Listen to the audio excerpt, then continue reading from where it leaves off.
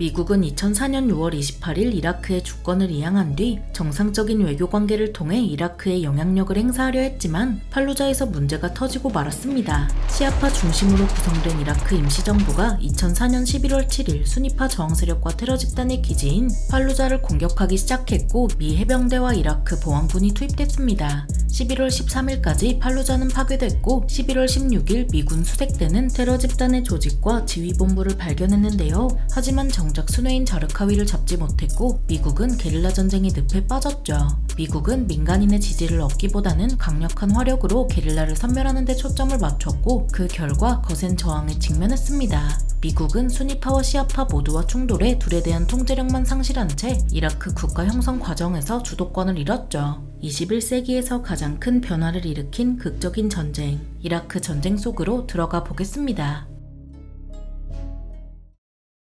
2004년 4월에 미국의 CBS 방송은 이라크 아부 그라이브 감옥에서 미군이 이라크 죄수를 고문하고 학대한 사실을 폭로했습니다. 추가로 공개된 사진에서 미군이 저지른 행동이 드러나면서 이라크 민주주의 수립이라는 미국의 전쟁 명분 하나가 큰 타격을 입었는데요. 미군은 이라크인을 해방한다는 명분으로 이라크를 침공해선 후세인 정권이 고문하던 시설에서 똑같이 이라크인을 체포하고 가둬서 고문했습니다. 그러던 2004년 9월 이라크 전쟁의 가장 중요한 명분이었던 대량 살상 무기가 존재하지 않는다는 공식 보고서가 공개됐습니다. 2003년 4월부터 미국을 중심으로 영국과 오스트레일리아가 참가한 가운데 이라크 조사단이 구성됐는데요. 이들은 이라크에서 활동하면서 후세인 정권이 추진했던 대량 살상무기 제조와 관련된 증거를 수집했죠. 2003년 10월에 중간 보고서가 공개되었고 이후 추가 조사를 거쳐 2004년 9월에 최종 보고서가 발표됐지만 후세인은 핵무기를 비롯한 생물학 또는 생화학 무기 개발을 1990년대 초반에 포기했다는 결론이 났습니다.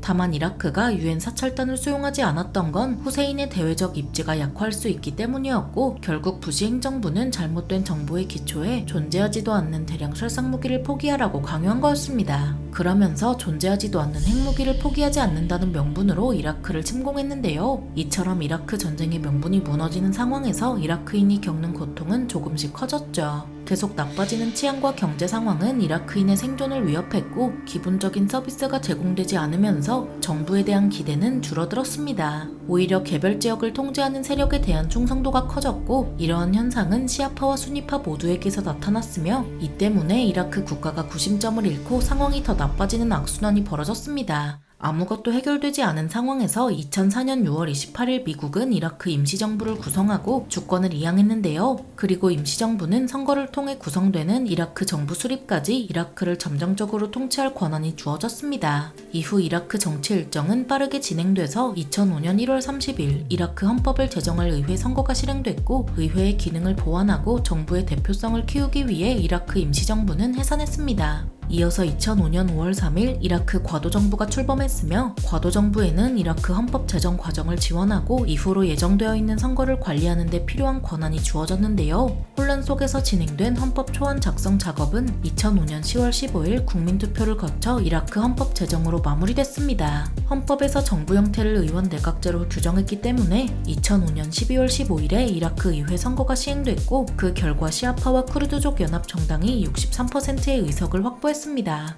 반면 순위파는 두 개의 주요 정당을 구성해 19%의 의석을 확보하면서 사실상 시아파와 쿠르드족 연합 정권이 내각을 장악했지만 총리 선출의 난항을 겪었는데요. 실제 내각 구성은 2006년 5월 20일에 이루어졌죠. 1945년 이후 독일에서 민주주의 선거에 4년, 헌법 제정에 4년, 정부 수립에 14개월, 주권 이양에 10년이 걸린 것에 비하면 이라크는 각각 3년, 2년 6개월, 4개월, 1년밖에 안 걸렸습니다. 혼란스러울 수밖에 없는 이라크 현지에서 정책을 집행해야 하는 네그루 폰테 미국 대사와 케이시 참모총장은 저항 세력의 존재를 인정하고 저항 세력에 대한 전쟁을 수행하는 방식으로 전략을 바꿨습니다. 저항 세력의 존재 자체를 부정했던 것에 비하면 이라크 전선 지휘관들이 저항 세력의 존재를 인정했다는 사실은 미국의 이라크 전략에서 상당한 변화였는데요. 문제는 그런데도 적절한 전력이 집행되지 않았고 근본적인 문제인 순위파의 정권 상실이 전혀 고려되지 않았죠. 순위파 스스로 정권 상실을 현실로 받아들이고 이후 국가 형성 과정에 적극적으로 참여해 자신들의 이익을 보장받는 게 유일한 방법이었지만 미국은 시한에 맞추기 위해 선거를 강행했습니다. 이 과정에서 순위파의 이익은 고려되지 않았고 저항 세력이 강화돼 이라크 상황은 나빠졌으며 이에 미국은 정치적 원인으로 발생한 문제점을 해결하는 데 군사적 방법을 썼습니다. 그 방법은 저항 세력을 진압하고 안정을 회복하는 대반란 작전, 줄여서 코인이었는데요. 이를 위해 19세기 유럽 제국들의 식민지 전쟁 경험과 1950년대 영국의 말라야 안정화 작전의 경험이 분석됐고 미국이 베트남 전쟁에서 패배한 원인을 이라크 전쟁의 시각에서 다시 논의했죠. 네그로폰테는 이라크 안정화를 위해 미국의 자원 배분을 변경했지만 안전이 확보되지 않아 효과가 없었고 결국 이라크인의 불만과 불안은 급증했습니다.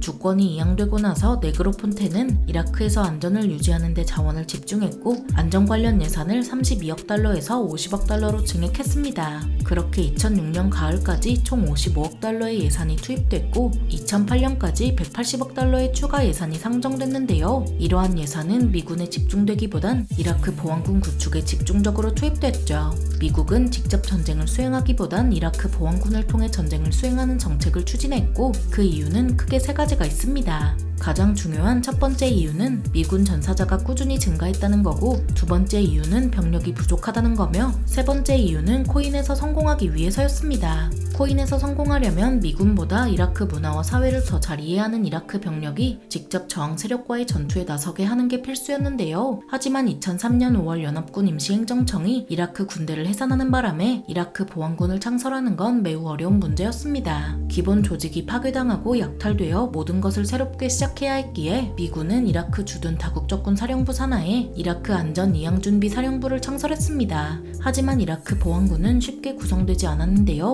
연합군 임시행정청 시기에 구축한 경찰군은 2004년 팔루자 전투에서 탈영으로 소멸했고 병력의 절반은 첫 번째 휴가를 나가서 복귀하지 않았죠. 2004년 여름 KC와 이라크 안전 이양준비 사령부를 맡은 퍼트레이어스는 이라크 보안군의 준비 태세를 점검했는데 3분의 2가 무능 등급이라는 처참한 결론에 도달했습니다. 그래서 퍼트레이어스는 요르단과 튀르키예 정부가 제공하는 훈련시설을 이용해 2004년 9월까지 25만 명의 이라크 보안군 병력을 배출했습니다. 이들은 2004년 11월 2차 팔루자 전투에 제한적으로 투입됐고 2005년 1월 열린 의회 선거에서는 미군과 함께 안전유지 업무를 전담했는데요. 이러한 계획은 이라크 전쟁의 이라크화로 미국이 직접 이라크 전쟁을 수행하는 게 아니라 이라크 군사력으로 이라크 전쟁을 수행한다는 계획이죠. 이러한 이라크 전쟁의 이라크화 전략은 미군의 존재가 이라크에 불안정을 가져온다는 인식에 기초한 거였습니다. 그래서 미군이 철수해 이라크 문제를 해결한다는 견해로 이라크 보안군에 점차 많은 책임을 넘겨 미국은 이라크 전쟁에서 철수하고자 했는데요. 결국 2005년 6월 28일 부시는 미국이 이라크 전쟁을 이라크에 맡기고 이라크를 떠날 거라 선언하면서 이라크 전쟁 전략을 둘러싼 논쟁을 종식하려 했죠. 하지만 이라크는 성공적인 국가라 볼 수 없었고 일상생활에 꼭 필요한 서비스를 제공하지 못했으며 기본적인 안전도 확보하지 못했습니다. 상하수도 시설은 제대로 작동하지 않았고 무엇보다도 국가가 갖춰야 하는 무력은 고사하고 다양한 민병대 조직이 난립했습니다. 미국의 국제관계 전문지인 포린 폴리시는 2005년 여름부터 매년 실패 국가 순위를 발표했고 여기서 이라크는 2005년에 이어 2006년에도 4위를 기록하는데요. 즉 포린 폴리시가 판단하기로는 미국이 만들어낸 이라크는 세계에서 네 번째로 엉망인 국가라는 거였죠. 2005년 12월 이라크 총선 시기에 영국의 시사 주간지 이코노미스트는 침공 이전에 기대했던 것 가운데 어느 것도 실현되지 않았다고 지적했습니다. 그러면서 이라크 상황을 피비린내 나는 난장판으로 규정했지만 상황은 개선되는 듯 했습니다. 이라크 기반 시설에 대한 공격은 2004년 전반기 이후 가장 적었으며 여론조사에서도 이라크인의 65에서 70% 정도가 저항 세력이 아니라 이라크 보안군이 승리한다고 답했죠. 하지만 이런 개선은 허상이었고 2006년 2월 사마라에 있는 시아파 사원이 파괴되면서 다시 이라크는 수천 명이 생명을 잃는 피비린내 나는 난장판이 됐습니다. 본격적인 종판해전이 시작된 이라크는 이코노미스트가 표현한 대로 피비린내 나는 난장판이 되어버렸고 미국이 발을 빼기에는 진창이 너무나도 깊었습니다.